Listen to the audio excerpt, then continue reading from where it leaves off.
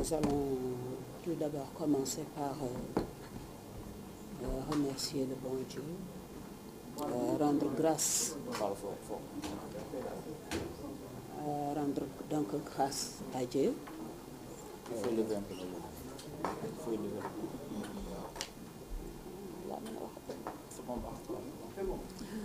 Donc voilà, nous allons commencer donc par remercier toute la presse. C'est une belle mobilisation de la presse. Et ensuite, nous nous excusons beaucoup du retard parce que la majeure partie d'entre nous viennent donc de la banlieue et c'est pas évident. Donc nous nous excusons de ce retard. Maintenant, M. Jim a déjà fait un résumé exhaustif de la situation. Lorsque les enfants ont été interpellés, certains il y a 2 ans, certains il y a 3 ans, certains il y a des mois, il y avait eu beaucoup de tristesse, il y avait eu beaucoup de désarroi au sein des familles. Nous nous sommes retrouvés dans ce collectif qui, à la longue, a fini par être pour nous un cadre d'échange, un cadre où nous pouvions chacune pleurer sur l'épaule de l'autre et nous consoler mutuellement. Ça nous a fait beaucoup de bien et nous nous sommes dit, si Dieu le veut, nous sommes dans un état de droit. Les enfants n'ont commis aucun délit honteux. Nous sommes dans un état de droit et ils ont manifesté leur préférence pour un leader déterminé. Donc, nous nous sommes dit, prenons ça avec beaucoup de philosophie, rendons grâce à Dieu. Nous avons fait des journées de prière, nous avons partagé en nous disant que ça va bientôt prendre fin. Même dans leurs éléments de langage, quand on va à la prison en visite, c'est eux finalement qui nous consolent, qui disent « Ne vous en faites pas, c'est bientôt fini, on va aller aux élections. De toute façon, tout président qui viendra au pouvoir va s'occuper de notre sort. » Vous comprenez donc que lorsque le président de la République, on ne sait par quel stratagème s'est levé un beau jour pour, devant toute la nation, dire que les élections sont reportées, c'était, est-ce qu'on ne peut pas dire que c'était le coup de grâce au peuple et aux enfants? Donc, il y a eu effectivement un mouvement d'humeur à Rebeuss. Les enfants se sont révoltés.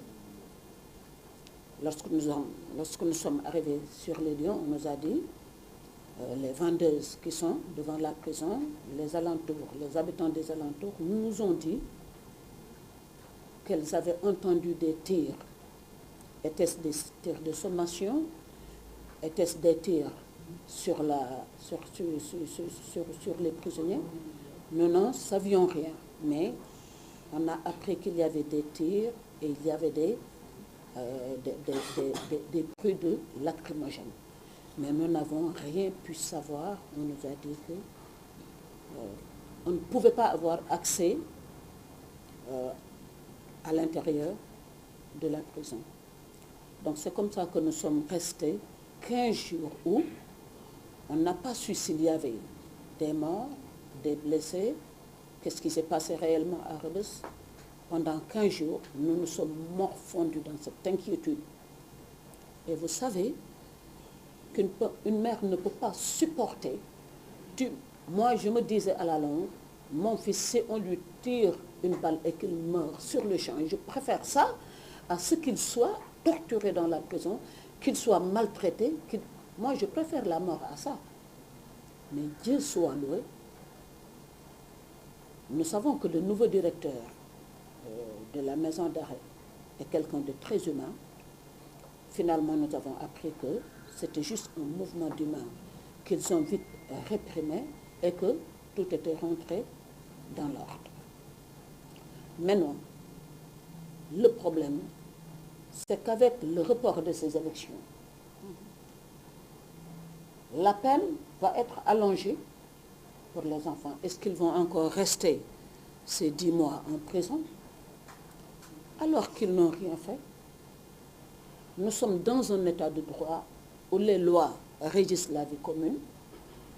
Je pense que chacun a le droit de militer dans le parti qui le convainc. Donc c'est par rapport à ça, c'est pour cela que nous avons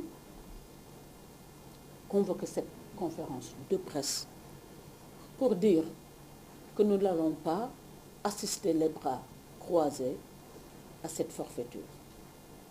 Nous allons appeler à une marche le samedi 17 à la place de la Nation. Et c'est effectivement pour publier cette manifestation que nous avons convoqué la presse pour dire que le samedi 17 à 15h, nous allons nous retrouver à la place de la Nation.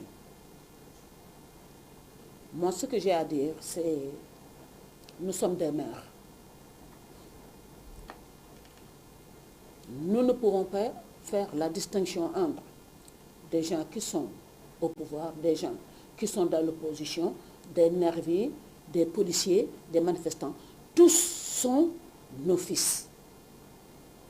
Donc nous n'allons pas regarder des enfants de cette nation s'entretuer comme ça à cause de climat politique et de ressentiment dans un climat qui finalement a plongé vraiment le pays par le fait de cette dictature sans nom qui fait qu'on n'a pas le droit de marcher, on n'a pas le droit d'avoir d'opinion, on n'a pas le droit d'appartenir à un parti politique. Nous n'allons pas assister à ça et nous n'allons pas baisser les bras pour que les enfants restent encore 10 mois en prison.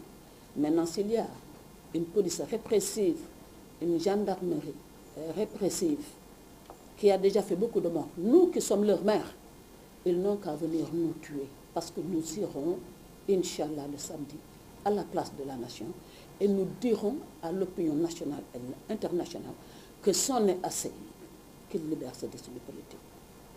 Je ne sais pas si j'ai été trop longue, excusez-moi, mais...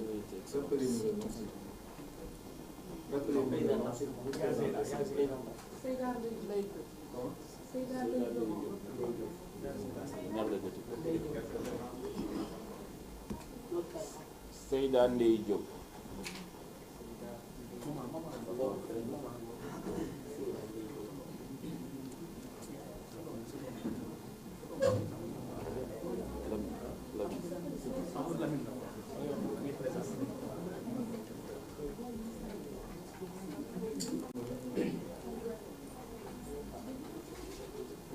D'accord, sans perdre du temps, on va passer à la deuxième partie, qui est la partie qu'on fera en Wolof, d'accord, qui sera présentée par Koumba Yaba, qui est également membre du collectif, maire d'un ex-détenu aujourd'hui.